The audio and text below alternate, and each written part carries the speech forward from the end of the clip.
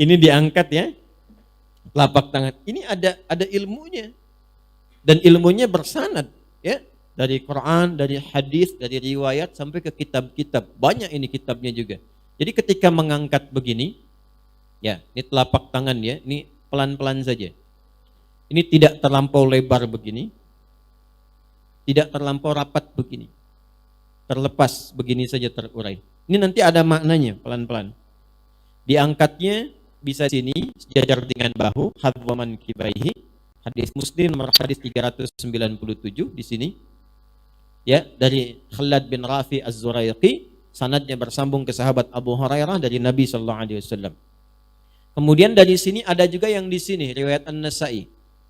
Naik sedikit mendekat ke daun telinga di sini. Ya, ada dua di sini dengan di sini. Pelan-pelan.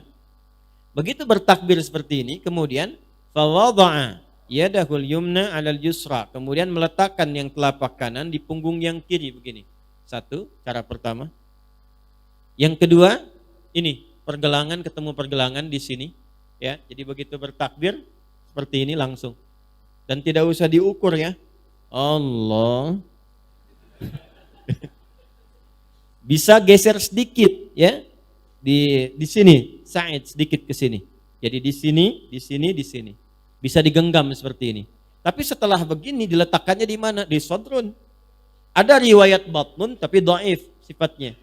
Ya, dhaif, disandarkan pada sahabat Ali bin Abi Thalib tapi sangat lemah sekali riwayatnya. Letakkan di sodrun. Sodrun itu ini ruang yang agak kosong ini antara perut dengan dada. Kalau ini nahar, kalau ini batnun. Antara batnun dengan nahrun disebut dengan sodrun.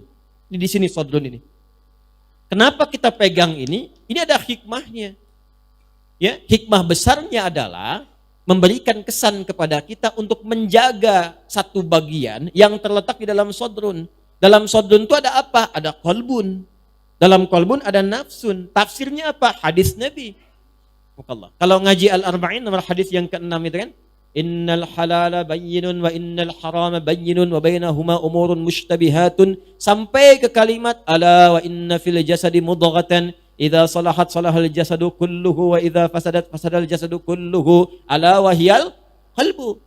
Dalam diri manusia ada generator kehidupan. Kalau dia baik maka baik semua bagian tubuhnya. Kalau jelek maka jelek semua bagian tubuhnya. Apa itu? Itulah qalbu. Jadi kalau isi hatinya kotoran keluar ke mulut, yang keluar dari mulut itu kotoran. Ya. Jadi keluarnya yang kotor-kotor saja. Tapi kalau isinya baik, yang keluar kosakata kebaikan. Kalau ini kotor di dalam, tembus ke mata, yang dilihat yang jelek-jelek. Jadi ketika isinya kotoran, mata pun terbiasa menatap yang kotor. Kalau sudah menatap yang kotor, yang baik itu jadi anti nantinya. Demikian sampai ke ujung kaki. Jadi yang menentukan kolbunya. Setan berusaha mengorganisir, memberikan dorongan supaya bagian hati ini selalu memerintahkan kepada yang buruk lewat sifat fujur. Maka masuklah lewat gerbang besar yang disebut dengan sodrun. Jama' dari sodrun disebut dengan sudurun.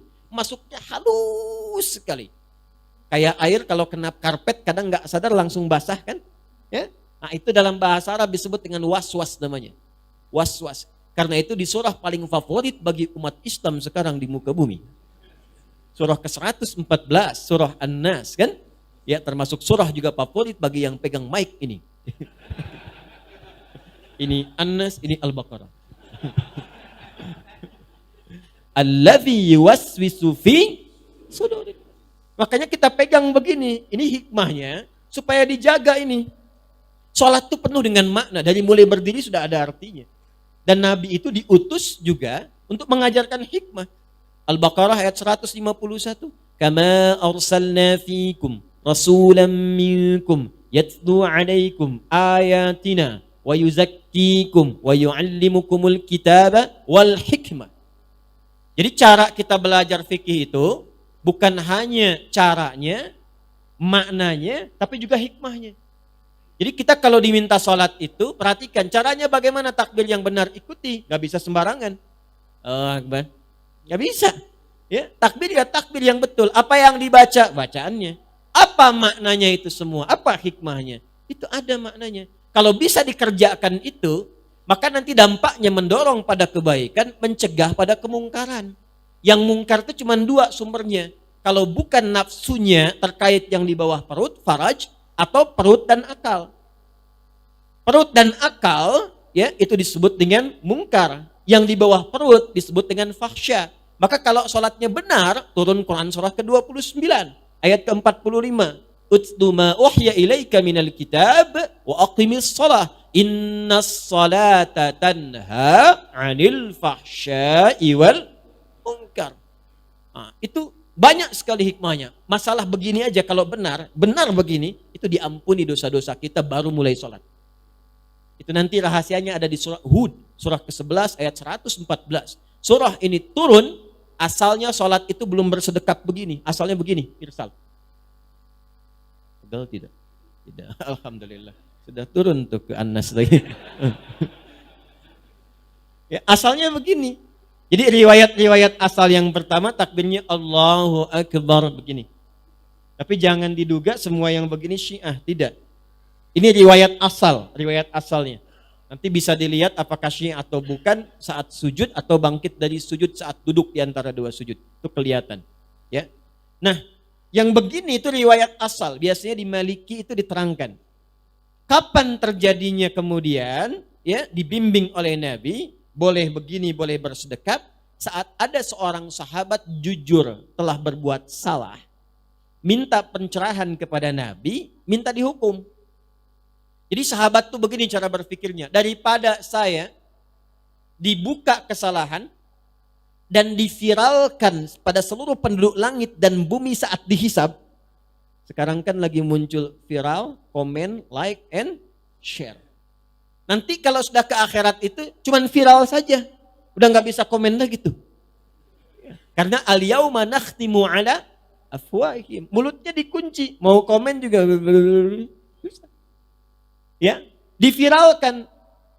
Dan kalau sudah dibuka, sekecil apapun ditampakkan. Yang tahu semua penduduk langit dan bumi.